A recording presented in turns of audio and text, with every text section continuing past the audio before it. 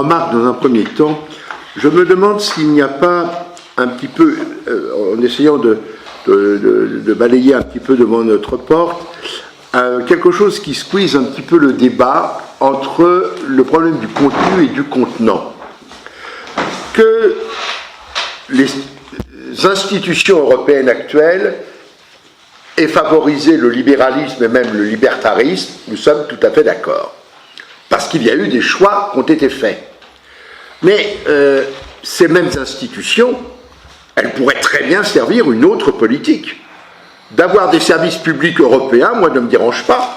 Que la Société nationale des chemins de fer devienne la Société européenne des chemins de fer, que ce soit confié à un Irlandais, à un Polonais, s'il a la compétence, ça ne me dérange absolument pas.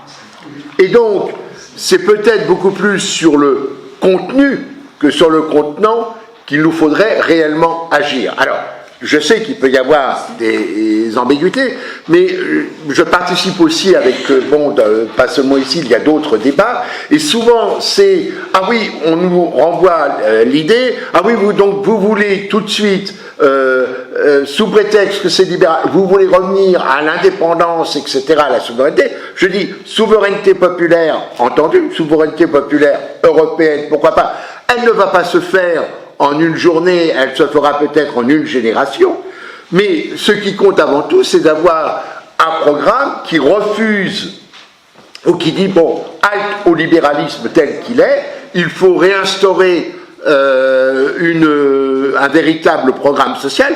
On a parlé tout à l'heure de l'Allemagne, la République fédérale allemande a pu avoir des politiques qui, en effet, ont été parfois très à gauche, et des politiques ont été très à droite.